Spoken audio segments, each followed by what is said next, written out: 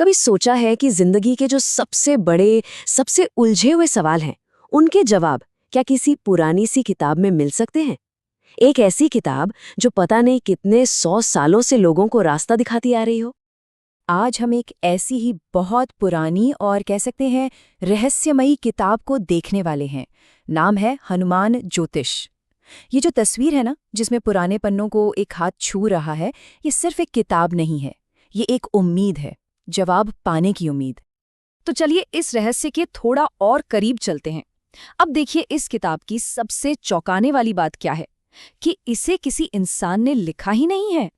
जी हाँ, ये असल में देवताओं के बीच हुई एक बातचीत का नतीजा है। इसकी कहानी शुरू होती है भगवान श्री राम से। उन्होंने एक सवाल पूछा और बस उनका वही एक सवाल इस दिव्य ज्ञान की वजह बन गया। एक ऐसा ज्ञान जिसका मकसद था इंसानों की मदद करना। और फिर उनके उस सवाल के जवाब में पवनपुत्र हनुमान जी ने ज्योतिष की एक ऐसी अनोखी प्रणाली बनाने की बात कही, एक ऐसा तरीका जो इंसानों को उनके दुखों और मुश्किलों में सहारा दे सके। तो मतलब इस किताब का जो असली मकसद है वो है रास्ता दिखाना। ये एक तरह से जिंदगी की मुश्किलों से लड़ने के लिए देवताओं का दिया हुआ एक तोहफा है। ठीक है, ये तो हो गई इसकी कहानी, लेकिन सवाल ये उठता है कि ये किताब आखिर काम कैसे करती है। इससे सलाह लेने का जो तरीका है ना, वो भी बड़ा दिलचस्प है।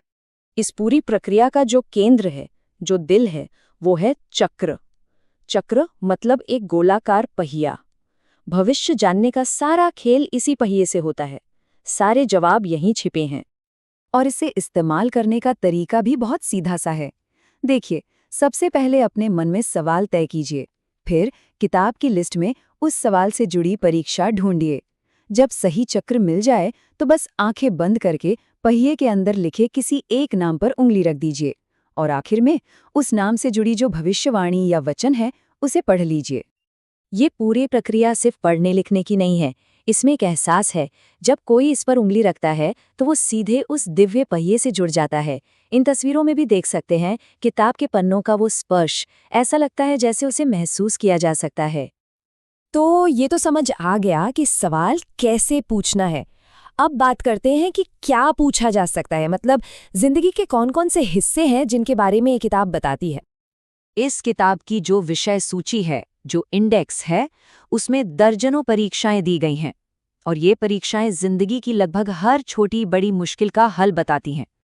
जैसे कि गमन परीक्षा यानी यात्रा के बारे में, व्यापार परीक्षा बिजनेस के लिए, रोग परीक्षा बीमारी को लेकर, विवाह परीक्षा शादी ब्याह के लिए, यहाँ तक कि युद्ध, संतान और पैसे की चिंता जैसी बातें भी इसमें शामिल हैं।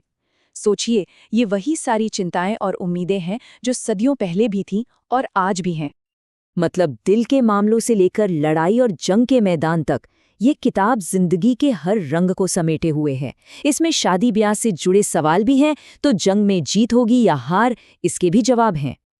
अच्छा, सवालों की बात तो बहुत हो गई, अब जरा जवाबों पर आते हैं। आखिर ये भविष्यवाणियां होती कैसी हैं, क्या बताती हैं ये? तो होता ये है कि चक्र पर लिखा हर नाम कुछ गिने चुने वाक्यों से या वचनों से जुड़ा होता है। आपने जिस नाम को चुना वो आपको सीधा आपके जवाब तक ले जाता है।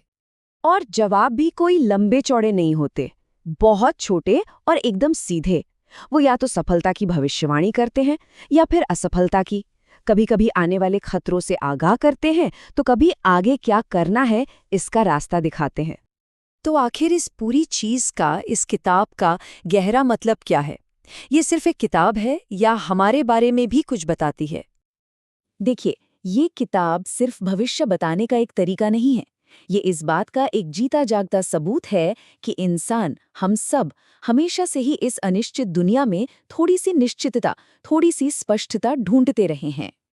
इस तरह की चीज़ों का आज भी मौजूद होना ये दिखाता है कि हमारे अंदर अपनी किस्मत से, अपने भविष्य से जुड़ने की कितनी गहरी इच्छा है। इस किताब को छूना मानो अपनी तकदीर से कनेक्शन महसूस करने जैसा है। तो इस चर्चा को ख़त्म करते हैं एक सवाल के साथ। वो कौन से सवाल हैं जो इतने पुराने हैं, जो कभी नहीं बदलते और जिनके जवाब हम आज भी उतनी ही बेचैनी से ढूंढ रहे हैं?